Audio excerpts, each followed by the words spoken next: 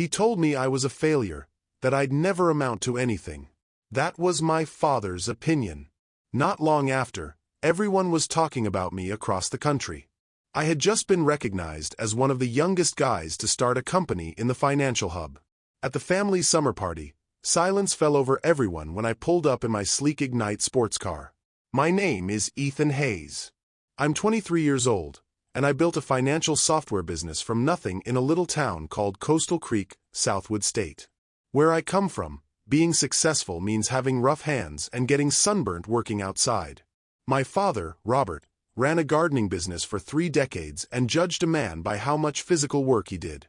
When I chose the world of finance instead of joining his family business, the disappointment in his eyes cut deeper than any tool could.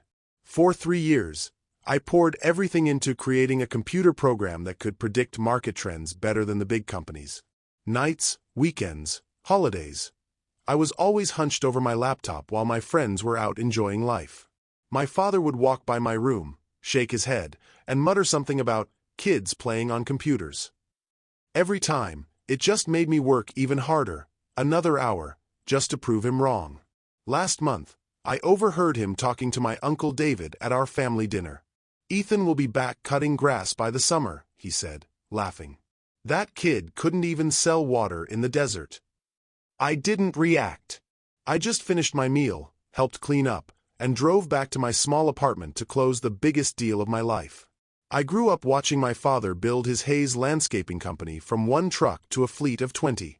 Every summer from age 12, I worked for him, mowing lawns, planting flowers, hauling mulch under the Southwood sun. He taught me the value of hard work.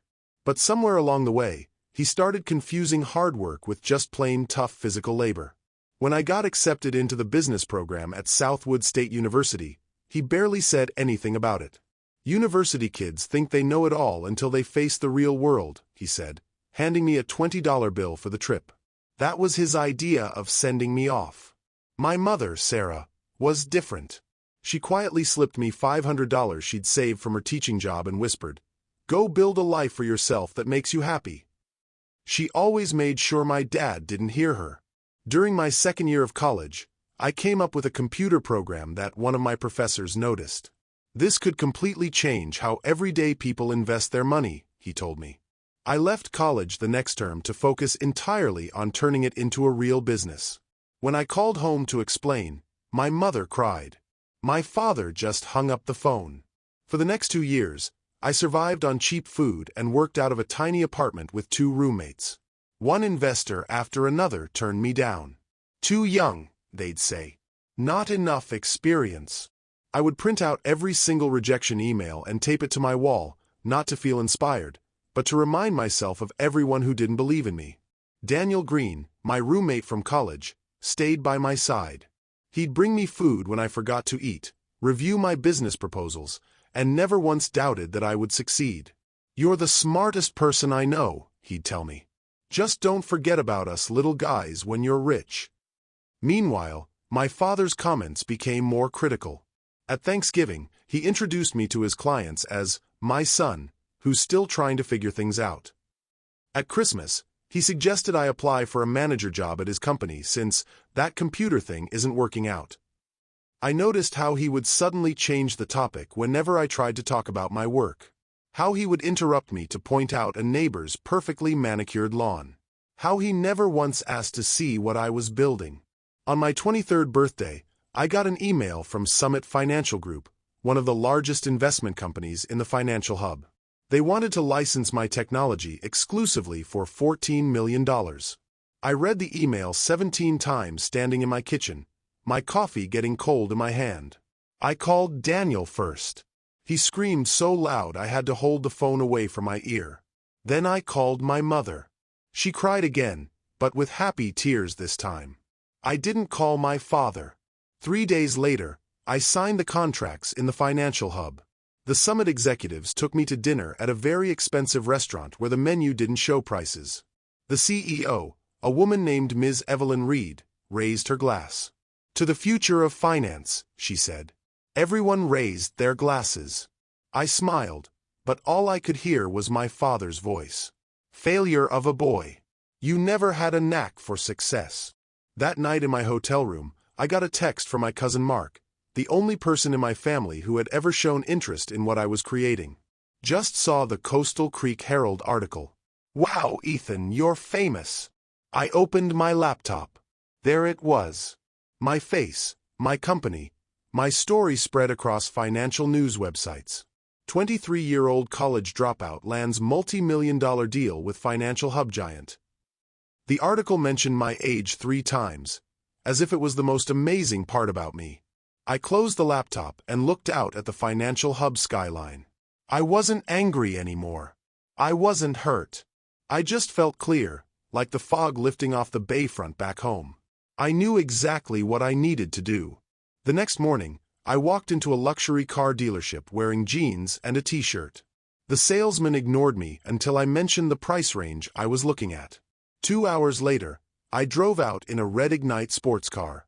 Not because I really wanted one, but because I needed to send a message that couldn't be misunderstood.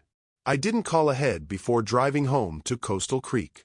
I knew my father's yearly summer kickoff party would be happening, the one where he invited all his clients, employees, and extended family to show off his success.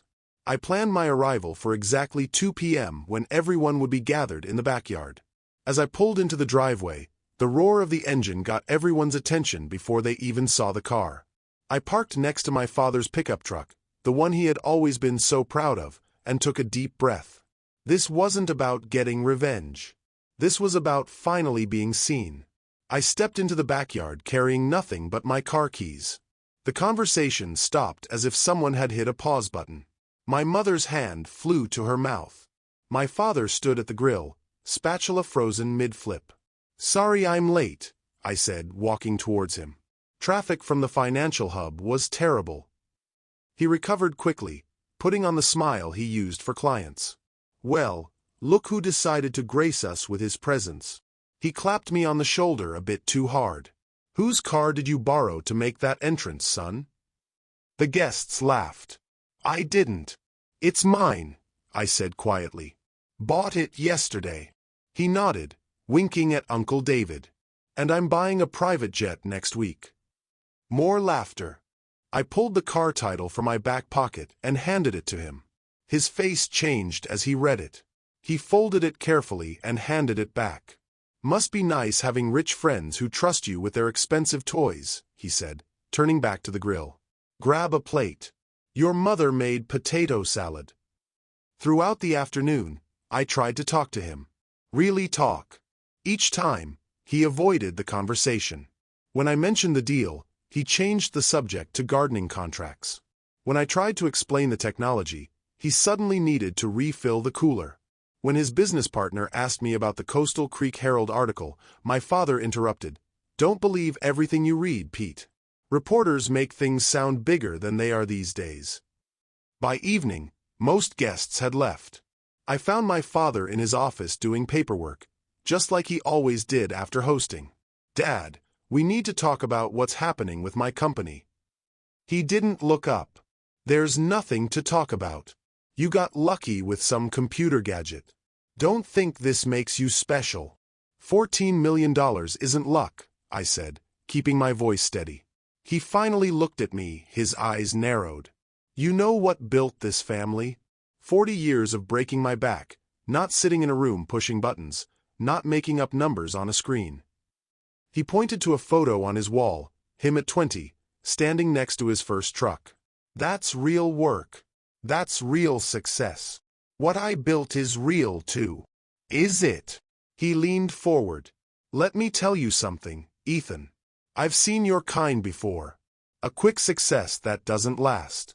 You'll spend that money in a year, and those financial hub sharks will spit you out when they're done with you. And then where will you be?" I didn't answer. "You'll be right back here," he continued, "begging for a job, and I'll have to explain to everyone why my son couldn't handle the real world." I left his office without another word. In the kitchen, my mother was washing dishes. She turned, drying her hands. "He's proud of you," she said softly. "He just doesn't know how to show it." I shook my head. "No, Mom. He's not proud. He feels threatened." The next morning, my cousin Mark called. Uncle Robert is telling everyone your deal fell through and you lied about everything. He said you just rented that car to show off. Something cold settled in my chest. Not anger, just a firm certainty. I spent the next week in Coastal Creek, staying at a hotel downtown instead of my parents' house. I met with lawyers, financial advisors, and the team I was putting together. But in the background, I kept hearing things about my father, about me, about my company. Daniel texted me, "Your dad came by the apartment looking for you. Asked a bunch of questions about where the money is going." My aunt called. "Robert told everyone at church that you're in some kind of legal trouble with those financial hub people. Is everything okay?" Even Ms. Evelyn from Summit reached out. "Just checking in. Someone claiming to be your father called our office asking for details about our agreement. Obviously, we didn't give him any. I drove to my parents' house on a Tuesday afternoon when I knew my father would be working. My mother let me in, her movements showing nervous energy as she made coffee. 'Mom, what's going on with Dad?' She sat down, her hands wrapped around her mug. 'He's worried about you, that's all. Worried enough to tell people I'm a liar? Worried enough to call my business partners.' She looked down. 'You have to understand, your success. It challenges everything he sees himself as.' 'That's not my problem.' 'No,' she agreed quietly. 'But he's making it your problem.' She hesitated. 'There's something else. The business is struggling. Has been for years. The new gardening chains are charging less. He can't compete.' Hearing that hit me harder than I expected. 'Why didn't he tell me?' 'Pride,' she said simply. 'The same reason he can't celebrate your success.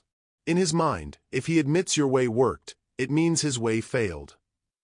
I left my mother with a promise to fix things. But as I drove away, I realized the problem went deeper than I thought. This wasn't just about my father's pride. It was about his fear. Fear that I represented a future that didn't need men like him. That evening, I called Uncle David, my father's younger brother and business partner. We met at a bar downtown. He took out another loan on the house, David told me, staring into his beer. 3 years ago. Put everything into the business. New trucks, new equipment, trying to keep up with the big companies. It's not working. Why are you telling me this? David looked up. Because yesterday he asked me if I thought you'd be willing to invest your computer money in the gardening business. He's planning to talk to you about it. I sat back. He doesn't believe my success is real, but he wants my money? He believes it's real. He just can't admit it. David sighed. Look, your father is a proud man. He built something from nothing. But the world changed, and he didn't. On my way home, I drove past my father's business. The lights were still on. I parked across the street and watched him through the window, hunched over paperwork. For a moment, I saw him clearly, not as my father, but as a man running out of options, clinging to a past that was disappearing. I realized then that his attacks on me weren't just about being jealous of my success. They were about using me to explain his failure. If my way was wrong, then his way wasn't failing. It was just not appreciated anymore in a world that no longer valued real work. The next morning, I received a text from him. Need to discuss business opportunity. Dinner tomorrow, 7 p.m. I texted back one word. Okay. I didn't go to dinner. Instead, I spent the day setting things in motion. First, I called Ms. Evelyn at Summit. I need information on gardening companies in the Coastal Creek area, specifically which ones are looking to be bought and which are growing. By noon, I had a list of the 3 biggest players in the region. By 3, I had meetings scheduled with 2 of them. Next, I called a commercial real estate agent. I'm looking for properties suitable for a tech startup space, preferably in Coastal Creek's old industrial area. The following morning, I met with Bloom Gardens Incorporated, the largest gardening company in the state. The owner, Mr. Alan Stone, was expanding aggressively. We've had our eye on Hayes Landscaping for a while, he admitted after I explained my interest. Prime service area, loyal customer base, but Robert won't even take my calls. What if I could change that? I asked. By evening, I had an offer in writing. Bloom Gardens Incorporated would buy my father's company for $1.2 million, twice what it was currently worth on paper, with a 5-year job contract for my father as a regional manager. His employees would all keep their jobs with better benefits. I also signed a lease on a 15,000 square foot warehouse space that I was turning into the headquarters for my new company. I was bringing my operation back to Coastal Creek. The final piece came together when I hired Mark, who had just graduated with a business degree, as my chief operating officer. "Are you serious?" he asked when I made the offer. "I've never run anything." "Neither had I told him. "But you believe in what we're building. That's what matters."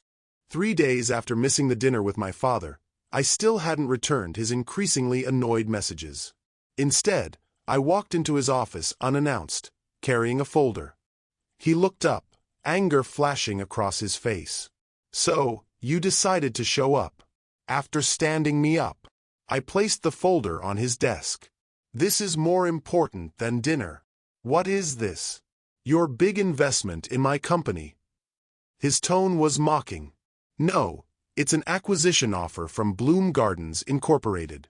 They want to buy Hayes Landscaping." The color drained from his face. "You went behind my back." "I went ahead of you," I corrected.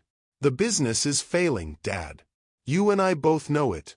This offer keeps your legacy intact. Your employees keep their jobs. You get to stay on as regional manager with profit sharing. So that's your plan? Swoop in with your financial hub connections and take over the business I built." His voice was rising. I shook my head. "The business you built is dying. This saves it." He stood up, trembling slightly. "Get out." "There's one more thing," I said, reaching into my jacket. I placed a key on his desk. "This is for you." He stared at it. "What's this supposed to be?" "It's the key to my Ignite sports car. Consider it a gift." His eyes narrowed with suspicion. "I don't want your charity." "It's not charity. It's an advance." I headed for the door, then turned back. "The offer expires in 48 hours.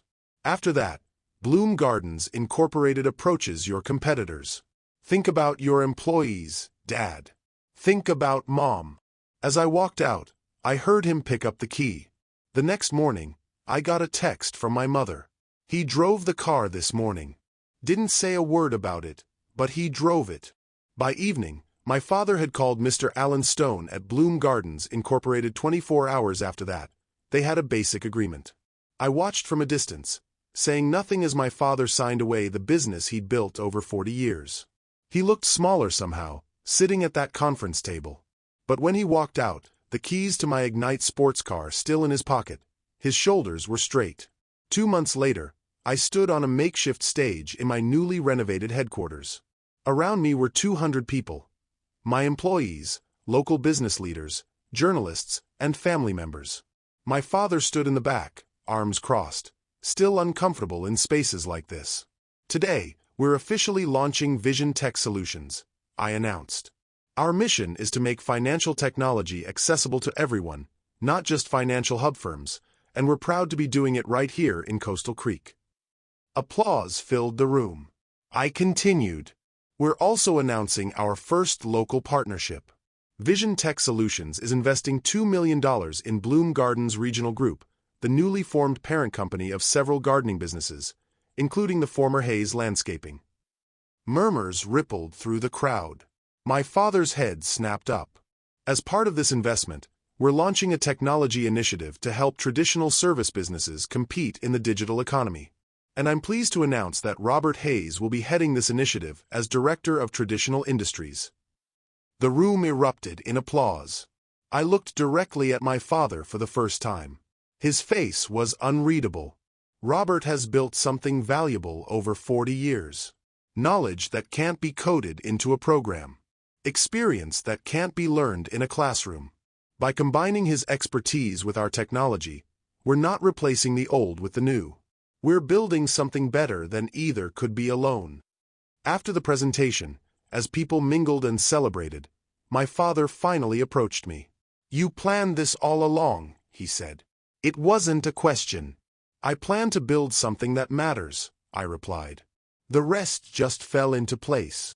He looked around at the buzzing activity, the employees hurrying past with purpose, the sign with my company's name on the wall. "Your name's not on the building," he observed. "Neither was yours," I said. "But everyone knew who built it." For the first time since I was a child, I saw something like respect in his eyes.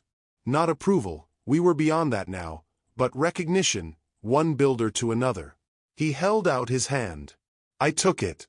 "The Ignite stays with you," I told him. "Consider it a signing bonus." A hint of a smile crossed his face. "I already sold it, bought a truck instead." He paused. "And put the rest in your company's stock."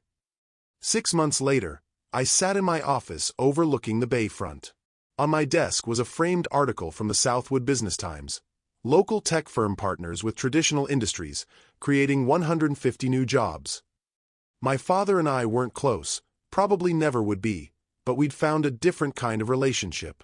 Once a week, we had lunch to discuss the Traditional Industries program. He'd started bringing in other business owners, plumbers, electricians, carpenters, men like him who were being left behind by technology. "They don't need handouts," he told me during our last meeting. "They need tools that make sense for them." And I listened, really listened, because he was right. The partnership with Bloom Gardens Incorporated had exceeded everyone's expectations. My father's expertise combined with our technology platform had expanded their business across 3 states. The same employees who once worked for him now had stock options and better health care. My mother had finally quit her teaching job and was traveling, something she'd always wanted to do but never could afford. "Your father actually took a cooking class with me in Italy," she told me, laughing during our weekly call. "Can you believe it?" Daniel had joined the company as our marketing director. Mark was thriving as COO. We'd hired 30 graduates from local colleges, creating a pipeline of talent that didn't need to leave Coastal Creek for opportunity. As for me, I'd traded proving myself for building something lasting. The $14 million deal that had once seemed like my entire goal was now just the beginning of a much larger story. That evening, as I left the office, I passed the wall where we displayed our company values. At the bottom was a new addition suggested by my father during one of our meetings. "Remember whose shoulders you stand on." I walked out to the parking lot where my basic black sedan was parked next to my father's new truck. No luxury cars needed anymore. We both made our points. Driving home along the water, I thought about success. How I'd once defined it as proving my father wrong, and how I now saw it as something we were building together, each in our own way. I'd gotten my revenge, but not how I'd imagined. Not by humiliating him or taking away what he valued. Instead, by creating a future large enough to include his past. By building something neither of us could have built alone, that felt like winning. Not against him, but for both of us.